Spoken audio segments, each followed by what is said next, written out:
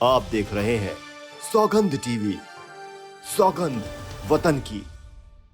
अफसोस की बात यह है कि इनको खत्म होने के बावजूद भी मात्र इनको 10 लाख रुपए दिए गए और वो भी 10 लाख रुपए के अलावा इनको कोई मुआवजा राशि नहीं दी गई, ना शिक्षा, ना सुरक्षा और ना रोजगार। नौकरी के लिए आए हैं, सुनवाई नहीं हो रही है। नौकरी मिल जाएगी तो मेरे बच्चों का भविष्य बन जाएगा। हम सरकार से यही निवेदन करना चाहते हैं कि हमें 10 लाख रुपए नहीं चाहिए, ना हमें कोई मुआवजा चाहिए। बस हमको हमारे बच्चों का भविष्य बनाने के लिए हमको सरकारी नौकरी चाहिए। एक तो पूरे भारत में ठेका प्रथा इस कदर फैला हुआ है ठेका प्रथा कि हमारे जहाँ देखो वहाँ आउटसोर्स, जहाँ देखो वहाँ पर आउटसोर्स। कई लोगों को 5-5, 6-6 महीने से वेतन नहीं मिलता। जो काम कर रहे हैं, जो आवाज उठाते हैं, उनको ठेकेदार उनको हटा देता है। या आज स्वच्छ अभियान जो जन जन पर जो फैला हुआ है, आज कितने नेता, कितने विधायक ऐसे हैं जो चैम्बर में, सीवर में आज वो घुसे होंगे। है आपके पास जवाब क्या? नमस्कार, आप देख रहे हैं सौगंध टीवी और मैं हूं आपके साथ राधिका शर्मा। इस वक्त हम मौजूद हैं दिल्ली के जंतर मंतर पर। यहाँ पे जो है भीम आर्मी वाले जो स्वच्छता कर्मचारी हैं वो यहाँ पे धरने प्रदर्शन के लिए आए हुए हैं। हजारों की तादाद में यहाँ पे कर्मचारी उपलब्ध हैं, साथ साथ में इकट्ठा हुए हैं क्योंकि बहुत सारे लोग जो है जब हम गटर के अंदर जाते हैं सफाइयाँ करने के लिए तो वहाँ की जो जहरीली गैसें होती हैं उसकी वजह से कई कर्मचारी ऐसे हैं जिनकी जान माल को जो है नुकसान होता है। तो उसी के लिए हमारे साथ इस वक्त मौजूद हैं। आइए जान लेते हैं कि क्या कुछ कहना है इनका, क्या कहना चाहेंगे। कौन है ये आपके? जी मेरे पति हैं जी, क्या हुआ था? इनको गैस लग गई थी। गैस लग गई थी। कितना टाइम हो गया? 2.5 महीना हो गया। 2.5 महीना हो गया। हाँ। सरकार की तरफ से कोई आपको सहयोग मिला? 10 लाख का चेक दिया था। 10 लाख का चेक किया था। तो आज जो आप यहाँ इकट्ठा हुए उसकी क्या वजह है? नौकरी के लिए आए हैं, सुनवाई नहीं हो रही है। नौकरी मिल जाएगी तो मेरे बच्चों का भविष्य बन जाएगा। बच्चों का भविष्य बन जाएगा। हाँ तो क्या चाहते हैं, किसको? आपके लिए, अपने लिए नौकरी के लिए? हाँ। तो अगर आपने अप्लाई किया तो आपको नौकरी नहीं मिली? नहीं मिली। क्या कहा गया आगे से? क्या जवाब मिला आपको सामने से जब आपने बोला कि मेरे पति की नौकरी मुझे दी जाए? कुछ सामने से कुछ जवाब नहीं आया।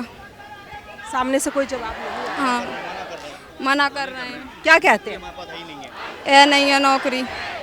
और वजह क्या है सर नौकरी ना देने की? क्या वजह? हमारे पास सरकार के कोई ऐसे प्रावधान नहीं है, कोई हमारे पास नियम नहीं है।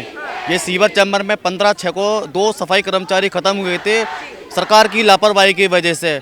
अफसोस की बात यह है कि इनको खत्म होने के बावजूद भी मात्र इनको 10 लाख रुपए दिए गए और वो भी 10 लाख रुपए के अलावा इनको कोई मुआवजा राशि नहीं दी गई, ना शिक्षा, ना सुरक्षा और ना रोजगार। इनको 300 रुपये की दिहाड़ी मिलती थी और 300 रुपये की दिहाड़ी कम कर कर अब इनको 200 रुपये की दिहाड़ी के लिए इनको मजदूरी करने के लिए इनकी बीवी को, उनकी मरने वाले की पत्नी को बोला है कि हम तुम्हें ठेके में सफाई कर्मचारी की नौकरी दे रहे हैं, आप इसको कर सकते हो। हम सरकार से पूछना चाहते हैं कि जब 10,000 रुपये में हमारा घर नहीं चल रहा तो 6-7 हज़ार रुपये में हमारा घर कैसे चलेगा? बताइए, इसका क्या जवाब है? ऊपर से बच्चों की उम्र बहुत छोटी है। एक बच्चे की उम्र 3 साल है, एक बच्चे की उम्र 5 साल है। पूरी ज़िंदगी पड़ी है, पूरा भविष्य पड़ा हुआ है। बच्चों की शिक्षा कैसे होगी? इनको शिक्षा कैसे मिलेगी? इनकी भविष्य कैसे बनेगा? शादी ब्याह और अन्य चीज़ें कैसे मिलेंगी? क्या हम 7,000 रुपये में इस चीज़ की पूर्ति कर सकते हैं क्या? हम सरकार से यही निवेदन करना चाहते हैं कि हमें 10 लाख रुपये नहीं चाहिए, ना हमें कोई मुआवजा चाहिए।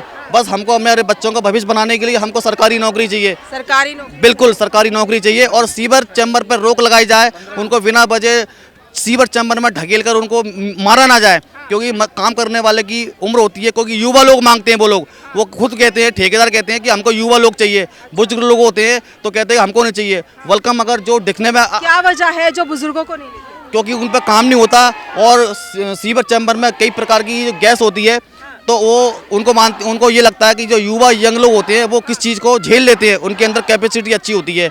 और जो दिखने में जो थोड़े अच्छे होते हैं, चाहे भले वो नाबालिग हो, वालिक ना हो, लेकिन उनकी बॉडी अच्छी होना चाहिए, उनको भी काम पे लगा लेते हैं। उम्र का कोई मतलब नहीं है उनका। और वो लोग आधार कार्ड भी उनके जाली बनवा देते हैं, पैन कार्ड भी जाली बनवा देते हैं। उनको मारने के लिए यंग लोग चाहिए, उम्र कम हो या बराबर के, उससे कोई फर्क नहीं पड़ता। आप ये कह रहे हैं कि उनको मारने के लिए चाहिए क्योंकि लोग मर ही रहे हैं, सफाई कर्मचारी मर रहे हैं। बिल्कुल, कई मर रहे हैं। अभी ये आपके सामने की उम्र आप देख लीजिए, क्या उम्र है इनकी, ये देख लीजिए, ये क्या उम्र होगी इनकी। अमन गुजराल आपके बेटे हैं मेरे, जबरदस्ती उनको पटका है। पहले वो गिरा, एक व्यक्ति उसको गैस लग गई, फिर मेरे बच्चे से कहीं उतर जाओ, मेरे बच्चा को जबरदस्ती उतारा है। हाँ, और मेरे बच्चे को उतारने के बाद फिर कोई गौर नहीं की, गाड़ी लेके भाग गए। मेरे घर के बच्चों ने निकाला है। अच्छा, मतलब वो भाग गए उनको लेके वहीं छोड़ के? हाँ, गाड़ी वाला श्याम तोमर था और वो कुलदीप सुपरवाइजर, फिर वो भगा है। जब रस्सी बेल्ट लेके आए, क्या होता उससे मेरे बच्चा चला ही गया। फिर पहले कोई वो नहीं थी कोई सबूत कि कोई चीज समय पे इलाज मिल जाता तो इनका बच्चा तो बच जाता। और उसने पानी भी नहीं डाला श्याम तोमर ने, गाड़ी वाले ने, और गाड़ी लेके भाग गया मेरे बच्चे को छोड़ के। दोषी ठेकेदार को बचाने के लिए, सुपरवाइजर को बचाने के लिए नगर निगम कमिश्नर और तुम्हारे कलेक्टर, जितने भी कर्मचारी अधिकारी हैं, सब लोग ठेके में जो चल रहे हैं, सबको उनको ठेकेदार को, सुपरवाइजर को बचाने में उनकी बहुत बड़ी भूमिका है। और हमारी कोई शासन प्रशासन कोई नहीं सुन रहा। इसलिए हम लोग आज जंतर मंतर पे अपने विल्सन बेजवाड़ा की आज जो सफाई कर्मचारी आंदोलन उसके माध्यम से यहाँ पर आए, ताकि हम अपने आने वाले भविष्य के बच्चों की चिंता है। एक तो पूरे भारत में ठेका प्रथा इस कदर फैला हुआ है ठेका प्रथा कि हमारे जहाँ देखो वहाँ आउटसोर्स, जहाँ देखो वहाँ पर आउटसोर्स। कई लोगों को 5-5, 6-6 महीने से वेतन नहीं मिलता। जो काम कर रहे हैं, जो आवाज़ उठाते हैं, उनको ठेकेदार उनको हटा देता है। और बस आवाज़ नहीं उठानी चाहिए, लड़ना चाहिए। बस उनको तो ठेका प्रथा ऐसा हमारी जान के पीछे लगा दिया, हमारी कोई वैल्यू नहीं है। हम तो केवल उनको ये लगता है कि हमारे वाल्मीकि समाज के लोग इनका केवल मलमूत्र और केवल सफाई करने के लिए पैदा हुए हैं। हम शासन प्रशासन से पूछना चाहते हैं ये जंतर मंतर पे कि हमने आपके सफाई कर्मचारी का या सफाई करने का क्या ठेका ले लिया क्या? पैसा आप लेते हो, टैक्स आप लेते हो, जिम्मेदारी आप लेते हो, बोर्ड आप लेते हो, तो फिर ये सफाई कर्मचारी का काम कौन करेगा? आप करोगे। आपने कितने किया? आज स्वच्छ अभियान जो जन जन पर जो फैला हुआ है, आज कितने नेता, कितने विधायक ऐसे हैं जो चैम्बर में, सीवर में आज वो घुसे हुए हैं आपके पास जवाब क्या? हर 5 साल में बजट निकलता है सफाई कर्मचारी के लिए, आपने क्या बजट निकाला बताइए आप मेरे को? कोई बजट नहीं है हमारे लिए। शिक्षा, सुरक्षा, रोजगार कुछ नहीं है। क्या कुछ चाहते हैं आप सरकार से? क्या कहना चाहते हैं कि क्या आपको क्या सुविधाएं वो जो है उपलब्ध कराई जाए? सरकार की तरफ से हमको हमारा बजट चाहिए अलग से। हमारे लिए यूनिवर्सिटी बनाए जाए, हमारे पास हमारे लिए कॉलेज बनाए जाएं। मरने वाले जो पीड़ित परिवार के जो लोग हैं, उनके बच्चों के भविष्य को मजबूत करने के लिए उनके लिए अलग से कॉलेज बनाए जाएं। जैसे आर्मी होती है, आरपीएफ होती है, नेवी होती है। यदि उनको घटना में अगर कुछ घटता है तो उनके लिए अलग व्यवस्थाएं होती हैं सरकार के पास में। हमारे पास ऐसी कोई व्यवस्था नहीं है। भाई हमारे बच्चे हैं, आज अगर उनके पास कुछ सुविधा नहीं होगी तो वो भी आगे जाकर सीवर चैम्बर का काम करेंगे, वो भी मलमूत्र उठाएंगे। तो ये हमारे संग कब तक होता रहेगा? अगर आप हमारा वोट ले रहे हो, हमसे तुम टैक्स ले रहे हो, हम गू उठाने के बाद, गंदगी उठाने के बाद भी हम आपको टैक्स देते हैं और आप हमारे टैक्स से आपके बच्चों का भविष्य मजबूत हो रहा है। लेकिन आप लोग जो हमारे लिए जिम्मेदारी उठाते हो, नथिंग, आप बिल्कुल जीरो जीरो जीरो। इसलिए अब हमारे साथ में जो हमको हमारी शिक्षा, सुरक्षा, रोजगार देगा, अब हमारा वोट भी उसी को जाएगा। वरना हम आने वाले समय में इस विधानसभा में हम बिल्कुल भी उस व्यक्ति को वोटिंग नहीं करेंगे, बिल्कुल भी हम वोट नहीं करेंगे। और साथ साथ में यहाँ पे जनता का कहना है कि हमारे बच्चे जो हैं वो मरने के लिए नहीं है। जिस तरह से इनको सीवर चैम्बर में उतारा जाता है, जहरीली गैस की वजह से जान जाती है, क्या ये सही है? अपने सुझाव हमारे साथ जरूर साझा करें। इन्हीं सब खबरों के लिए जुड़े रहिए हमारे साथ, देखते रहिए सौगंध टीवी। कैमरामैन अंकित के साथ राधिका शर्मा। आप देख रहे हैं सौगंध टीवी, सौगंध वतन की।